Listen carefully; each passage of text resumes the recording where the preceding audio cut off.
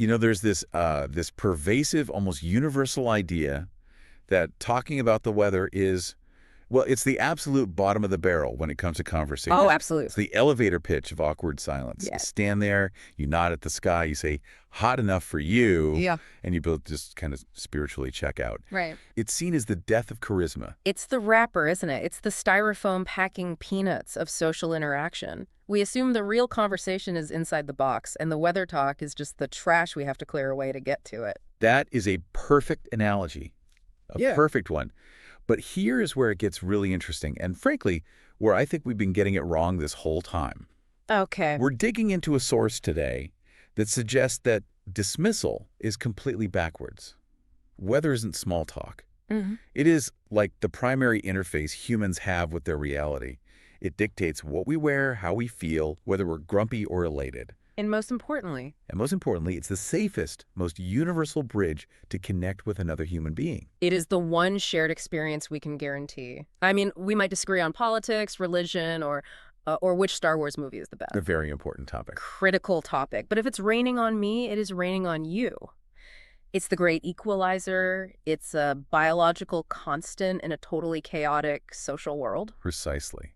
And today, we're diving deep into a source that takes this mundane topic and turns it into something genuinely magical. We're analyzing a specific text called English Mastery, describing weather and seasons in Shimla. Right. And to be very, very specific, because specificity is the name of the game today, Mm-hmm. we are looking at day 23 of a comprehensive language journey. And we should clarify right away. This is not just a vocabulary list. Yeah. It's not just a table that says rain equals water from sky. Yeah. It is a masterclass in what psychologists call situated cognition. Situated cognition. Okay, Yeah. that sounds fancy. It sounds academic, but it's actually how we all learned to speak as kids. You didn't learn the word cup from a flashcard. Right, no. You learned it because you were thirsty, someone handed you a plastic thing, you felt the cold juice, and you heard the sound cup. The word was anchored in a sensory reality. This source material does that, but it uses the unique atmospheric environment of Shimla. This beautiful hill station in the Himalayas. Exactly, to make the word stick. I want to set the scene a little bit before we get into the mechanics of the lesson. Yeah. Because the vibe of this source material, it's led by the instructors Joyce and Isha. It's very distinct. It's not a sterile classroom. Not at all. They are trying to transport the learner out of their chair and onto Mall Road or under a deodar tree. I think we need to do that for our listeners right now. Seriously, just close your eyes for a second. We're not in a studio. We're in Shimla. The air isn't just cold, it's crisp. It smells like pine resin and wood smoke. Mm-hmm. I can smell that. You can hear the wind rushing through these massive cedar trees, the deodars, which sounds different than wind in a city. It's a roar, not a whistle. That is the classroom we are entering today. Okay, I'm there. I'm wearing a sweater. I can smell the wood smoke. Yeah. And the very first thing that happens in this source creates a massive snap in that reality. Yeah. It starts with an aggressive command. Jace, the instructor, says, and I love this, stop scrolling. It's a bold opening. Usually teachers start with, hello, welcome, please open your books. This is a disruption, a jolt. A total jolt. Stop scrolling and Yeah. step outside for a second, even if it's just in your mind. That is the quote. Why start a language lesson like that? I mean, is he just annoyed with TikTok? I think it's much deeper than that. We live in the attention economy. We're constantly in a dopamine, loop scroll, skim, double tap next.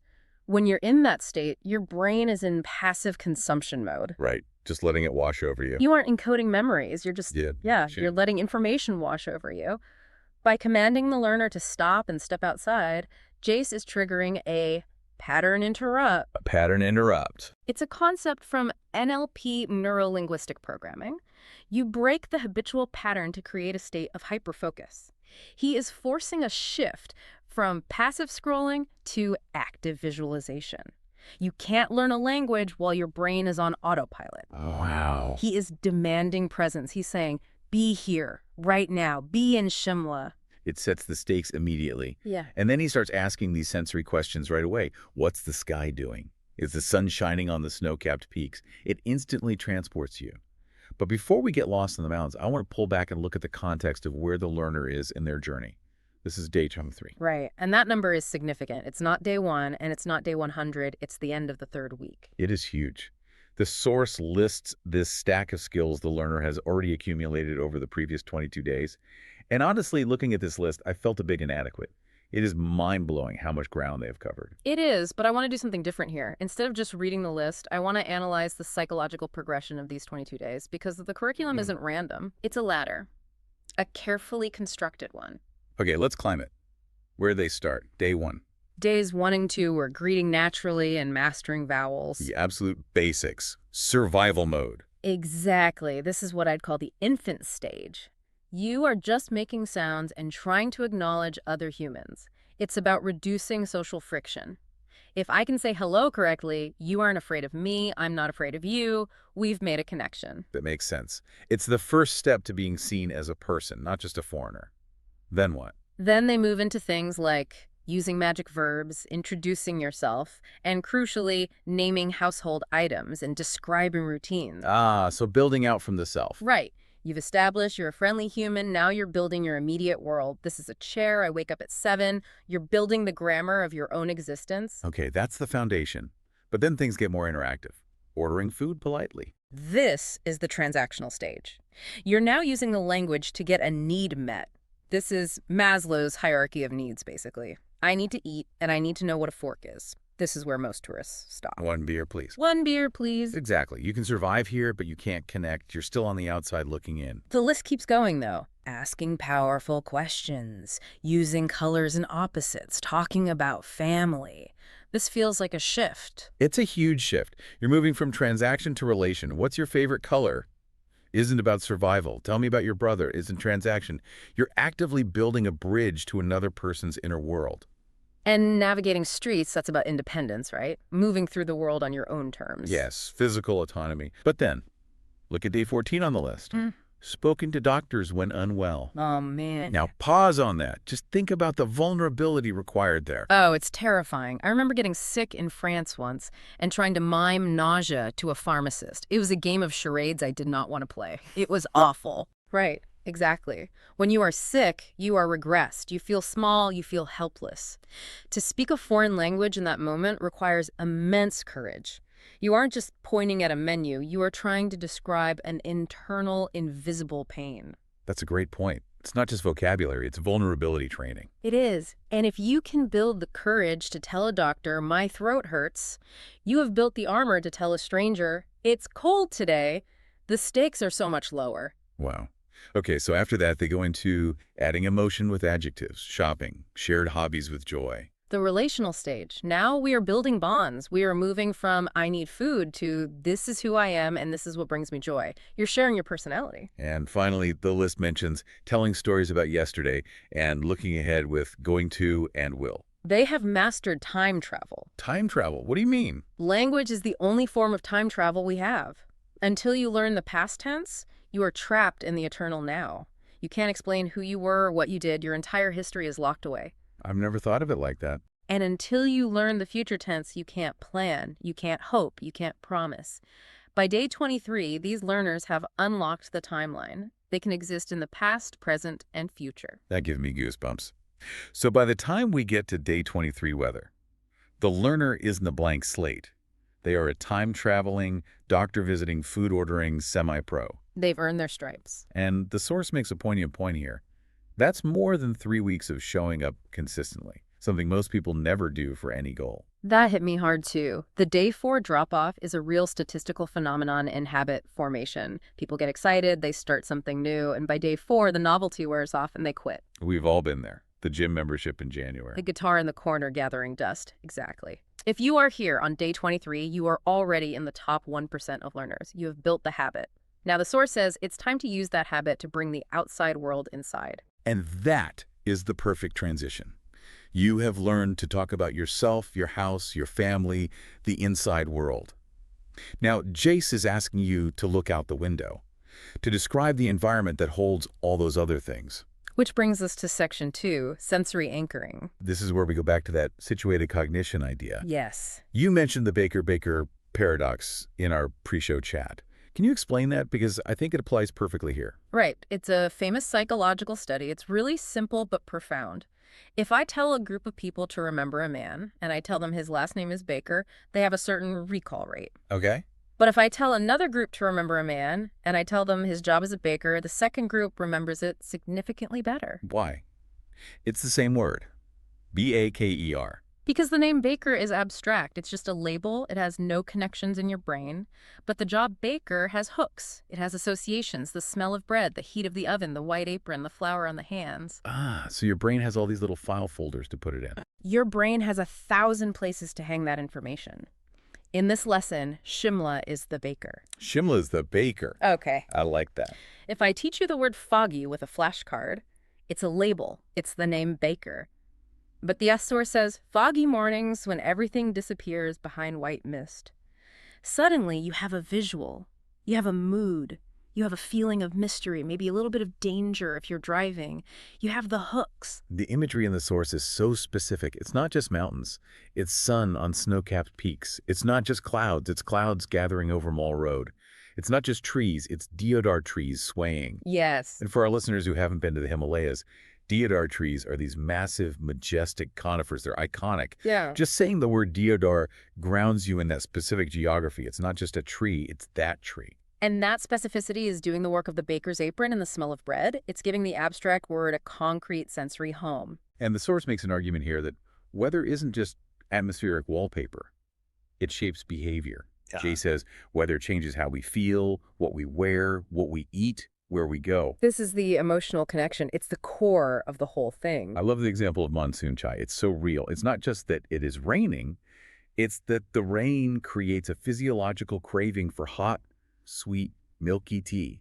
The weather is literally changing your biology, your desires. Or the cozy blankets of winter. The word winter isn't just a season. It's the physical memory of pulling a heavy blanket up to your chin, the feeling of safety and warmth. Right. So vocabulary sticks when it is attached to a feeling or a specific memory. Exactly. If you associate the word winter with that physical sensation, you are encoding that word in multiple parts of your brain. The linguistic center, sure, but also the sensory cortex and the limbic system, your emotional center. It becomes sticky. It becomes unshakable. So let's get into the toolkit, section 3 of the source.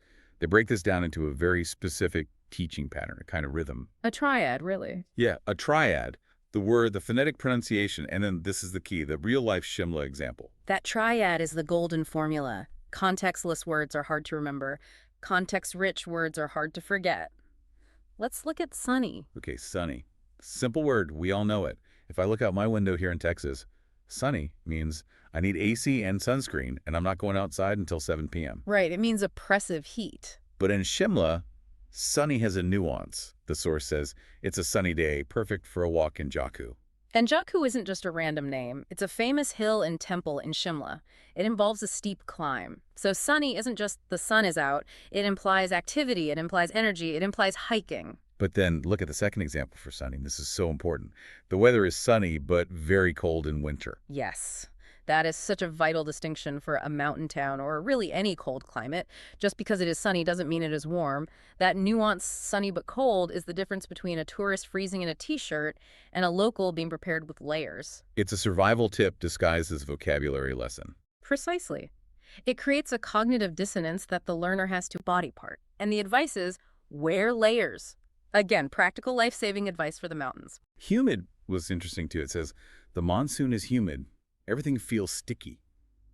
That's a great sensory word, sticky. Very evocative. But then it immediately adds that comparative note again. Shimla is less humid than Chandigarh. Again, reinforcing that hill station superiority.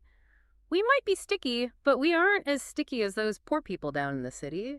It creates a sense of place identity. Our humidity is better than your humidity. And foggy. This one had that perfect mix of safety and mood. Drive slowly, because mountain roads and fog are terrifying, but also peaceful mornings. It acknowledges the danger and the beauty in the same breath, which is, a very accurate way to describe fog in the mountains. And finally, snowy. The source uses this to teach the future tense again, to loop back to that skill. It's going to be snowy next week in Manali. It is anticipating beauty. It's about planning for joy. And that ties it all back to the earlier lessons. It shows how this new vocabulary plugs into the grammatical structures they already know. Now, besides the words themselves, the source emphasizes a few key grammar structures, simple frames to hang these words on. It's plus adjective, it's sunny, it's cold. Can we pause on that for a second? Because "it is sunny" is actually a very weird sentence, grammatically speaking. Is it? It sounds completely normal to me. Think about it. It is sunny. What is it? The sky, the world, the general vibe, I don't know. Exactly. There is no it. There's no concrete noun that it refers to. In linguistics, we call this a dummy subject or an expletive pronoun. In many other languages, like Spanish or Italian, you just say "Louvre rains" or "Fa caldo." It makes hot. You don't need a subject. But English is obsessed with subjects. It demands a protagonist for every sentence, even if that protagonist is a meaningless, ghostly it. That is wild. I've said it's rained thousands of times and never once thought about what it is. So the learner isn't just learning a phrase, they're learning this deep structural insecurity of the English language. But the lesson simplifies that complexity into a reliable formula. Just start with "it's" and you're safe. It's a brilliant shortcut. And they give other structures too, like it's verbing for continuous actions. It's raining, it's snowing, and the weather is for more general description. Right, the weather is pleasant today. And the most important tool they give the learner is the question. What's the weather like today? That is the conversation opener. That is the key to the lock. If you can ask that, you can talk to anyone, anywhere in the world. It's the universal password. Speaking of painting pictures, let's talk about the seasons. Section 4. Because in Himachal, and in this source material, seasons aren't just dates on a calendar, they are entire lifestyle changes. Absolutely. The source breaks down the 4 main seasons plus a bonus one and defines them not by the calendar month, but by what people do and how the world looks and feels. Let's start with summer, April to June. What is the defining feature here, according to the source? Escape. It's all about escape. The source says, "Summit is too hot in the plains, so we come to the hills." Summer isn't defined by what Shimla is, but by what the rest of India isn't. That's a fascinating way to frame it. So its identity is based on being a refuge. Exactly. It is defined by the arrival of others, or the relief of being where it is pleasant. That's the key adjective they use. Pleasant, not hot, not cold, just pleasant. The Goldilocks season. Then comes the monsoon, July to September. This is my favorite description in the text because it is so honest about the dual nature of the season. Yes. It's not romanticized. On one hand, everything turns green. It is incredibly beautiful. Ferns growing out of stone walls, mist rolling in, everything is lush and vibrant. But on the other hand, lots of landslides. Talk about a mixed bag. Look at the beautiful green mountains. Oops, watch out for falling rocks. It implies a warning. The activity associated with monsoon in the text is staying inside. It's a time of retreat, of introspection, the soundscape changes. It's the constant drumming of rain on tin roofs, which is a very iconic sound in that part of the world. Which leads perfectly into autumn, Okay. October and November. My personal favorite. Leaves turning red and yellow, cool and clear. It's the visual peak of the year. The air is crisp. The sky is that piercing Himalayan blue because the monsoon has washed all the dust away. Visibility is endless. It's the reward for surviving the monsoon. It really is. It's when you can go trekking and see the high peaks. It's a season of clarity. And then winter, December to February. This is the hardcore season. The lifestyle shifts completely. The vocabulary reflects that. Heaters, heavy jackets, hot chocolate. It's all about creating internal warmth to fight the external cold. And the activity is building snowmen. It sounds so cozy and idyllic, but the source makes sure to mention the word freezing multiple times. It's not romanticized to the point of ignoring the reality of the cold. You need those heaters. It's a beautiful struggle. And the bonus season, spring, March and April. Defined simply by flowers and being pleasant again, it's the season of reawakening. The snow melts, the rhododendrons bloom in these incredible crimson bursts all over the hillsides. So you have this complete cycle of life. Escape the heat, survive the rain, enjoy the colors, bundle up for the snow, and then smell the flowers. It's a complete narrative of life in the hills. In that context, that narrative is what makes the vocabulary stick. You aren't just memorizing monsoon, you are memorizing green, wet, landslides, tea, staying inside. It creates a web of meaning. Now, this brings us to what I think is the most delightful part of the source material. Section 5, cultural immersion. I'm calling it the Maggie factor. Yes. The line is, "It's raining heavily, let's stay inside with hot Maggie." Now, for our listeners who might be from the US or Europe or elsewhere, Maggie's just a brand of instant noodles. It's like saying, let's have some ramen or let's have some top ramen. But that comparison doesn't even come close. It doesn't. In India, and specifically in the mountains, it is not just food. It is a cultural institution. It is a ritual.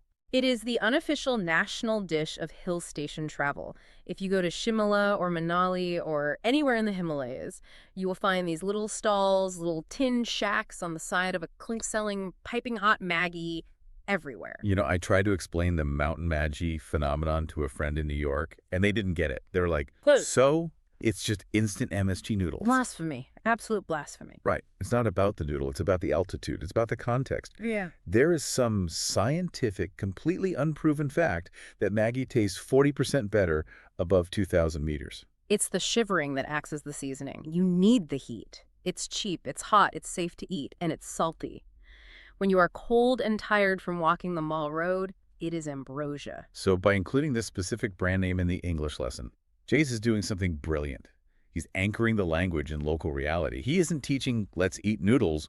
He is teaching, let's eat Maggi. It signals to the learner, I see you, I know who you are, I know what you do when it rains. It builds trust. It makes the lesson feel intimate and authentic. It creates cultural fluency alongside linguistic fluency.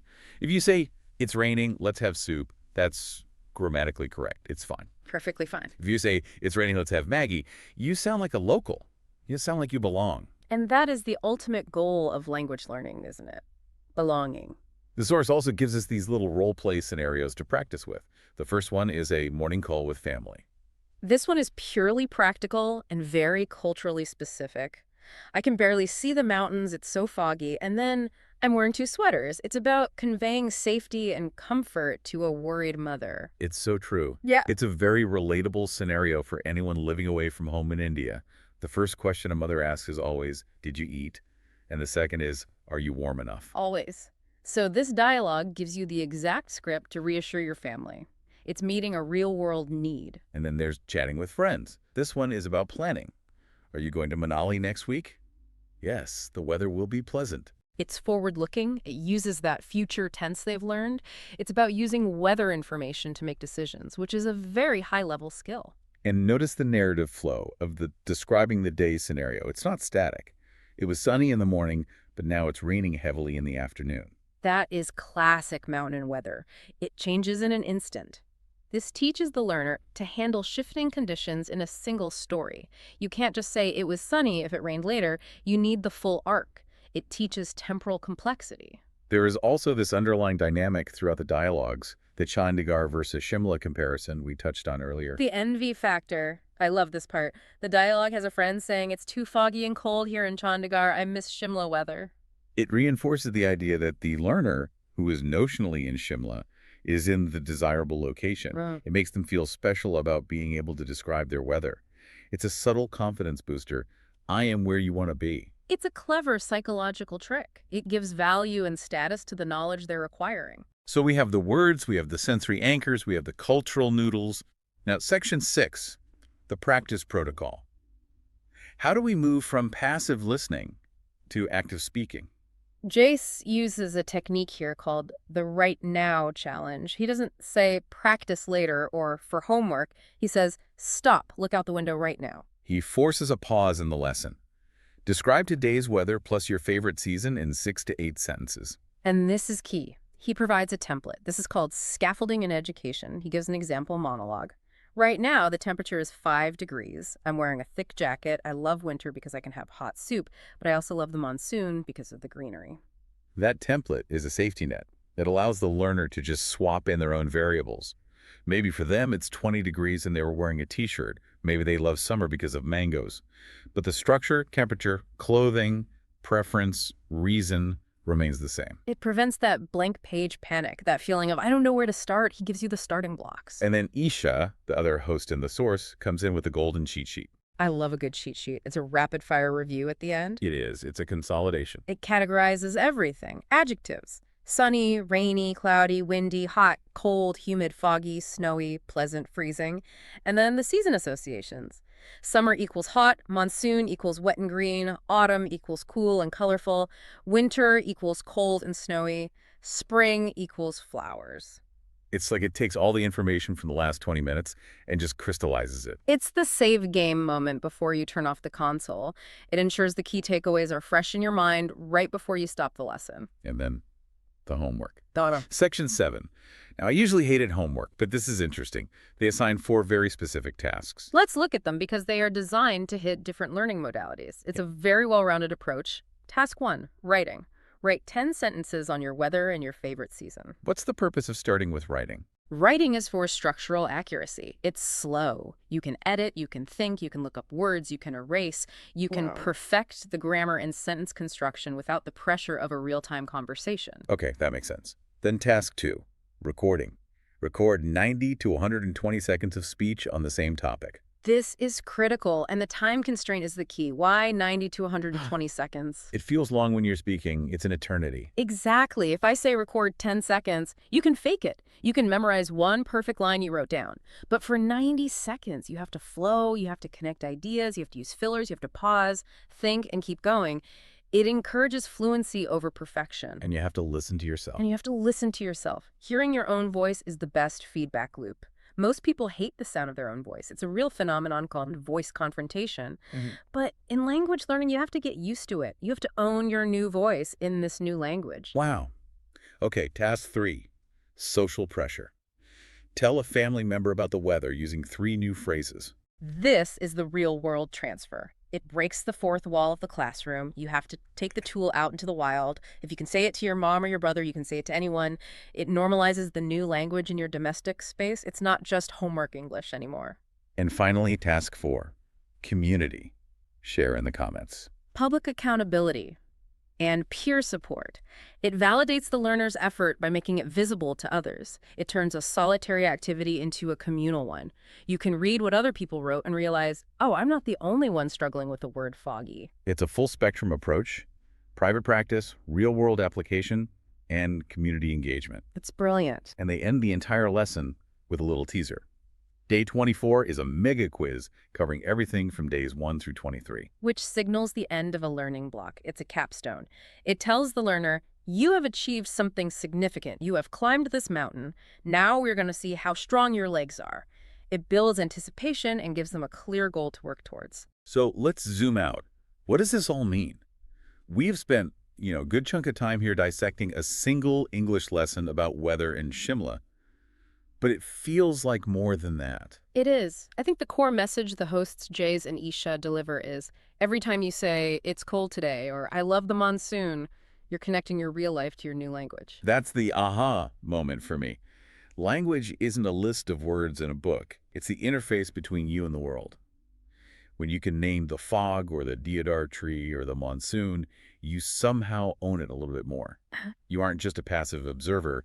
You are an active participant in your reality. Exactly. The goal isn't to sound like a textbook. The source says explicitly, the goal is to sound like you. Whether that version of you is warm, cool, cozy, or, eating Maggi in the rain. It's about authenticity, and I think that is why this lesson is so powerful. It doesn't ask you to pretend to be in London describing the drizzle.